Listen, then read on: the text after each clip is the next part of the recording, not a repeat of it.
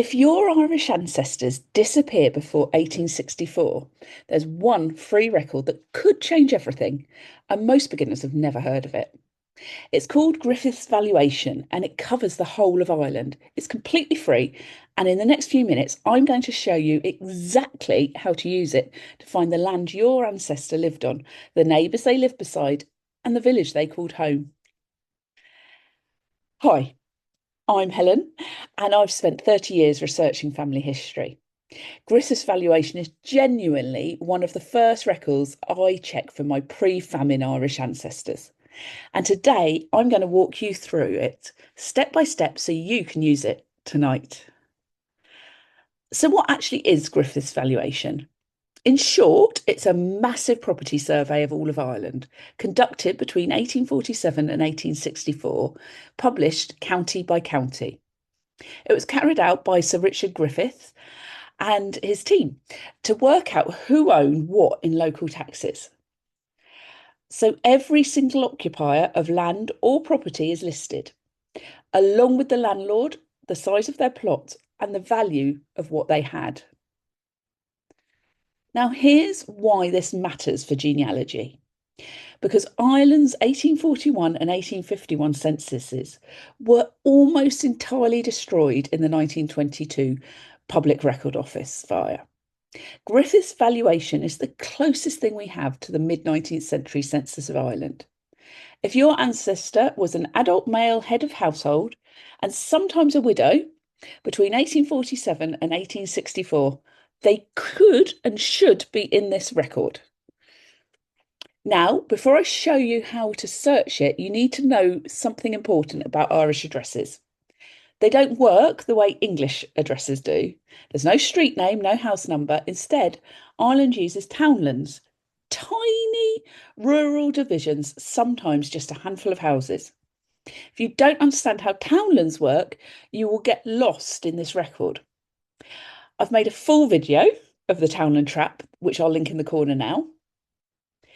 Watch it after this one.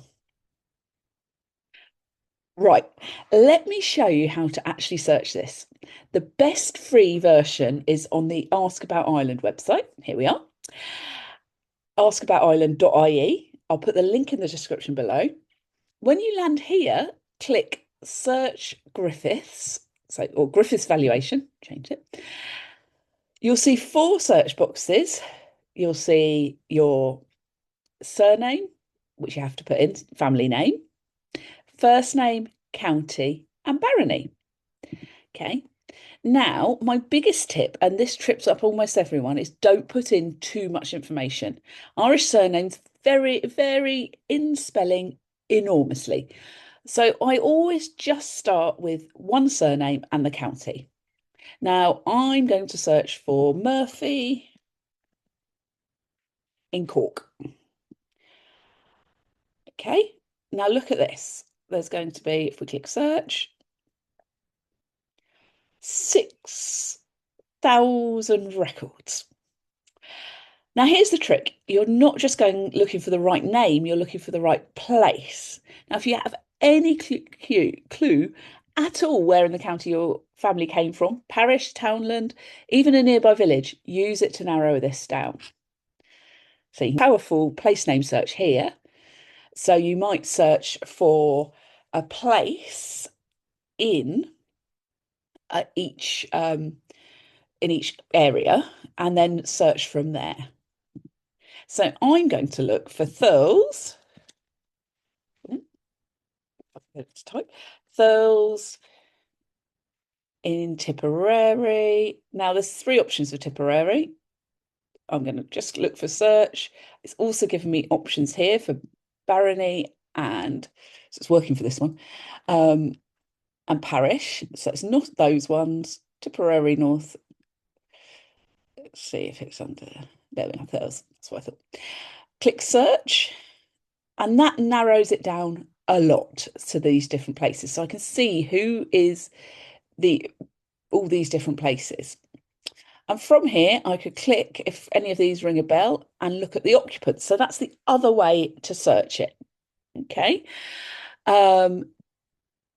and it can bring you to, you can see there are some women on here likely to be widows. And then you can click here and actually view what it says for the entry. This column, when it loads. So this column is names of immediate, so names of townlands and occupiers, names of immediate lessors, so people leasing it.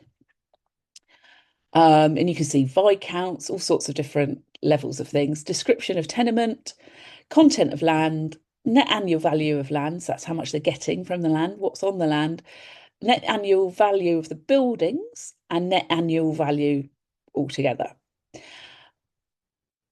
So what you can do is find out so much through this. Now, not everyone knows this bit exists. If I go back to the Griffiths valuation, okay, then we can go to the maps.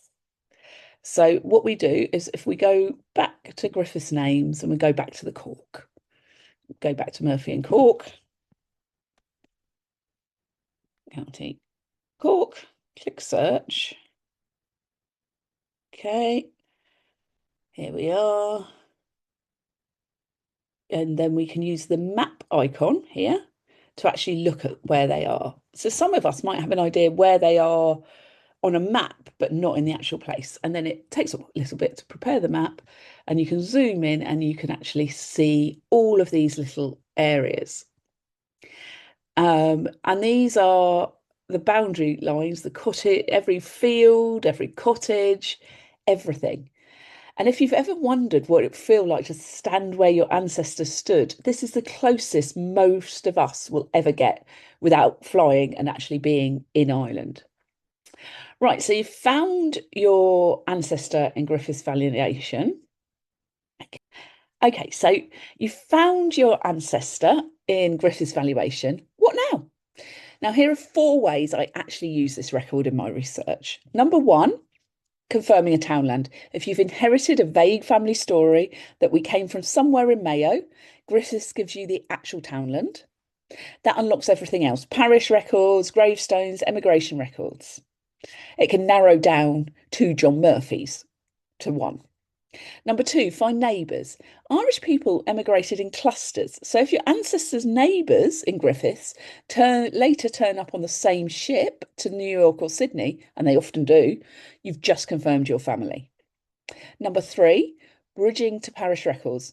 Once you know the townland, you know the Catholic parish, and that means you can search the National Library of Ireland's free parish register collection. I'll link to that in the description too. Number 4, DNA matching. If you have Irish DNA match and you both descend from the same townland in Griffiths, you've probably cracked the connection. This has solved more brick walls for me, for clients, than I can count. Now, I have to be honest with you about Griffiths limitations, because I see beginners get tripped up. First, it only lists the head of household, so women, children and lodgers are usually invisible. Second, it covers different counties in different years, anywhere from 1847 to 1864. So if your ancestor died young or emigrated before their county was surveyed, they might not appear at all. And third, spellings vary wildly. Murphy with a Y, Murphy with an F-E-E at the end, or Murphy, because people writing it down were hearing it and may not have all written it at the same time. O'Brien, Brian, Brian with a Y. Always search for variants. And there is a text box for searching for that. Look, if you're researching Irish ancestors, you haven't searched Griffiths valuation yet, stop watching this video and go and do it. It's free, it's online, and it might be the single most useful Irish record you'll ever use.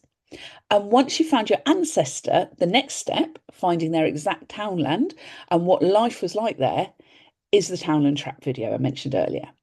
If this helped you, do me a quick favour, hit subscribe.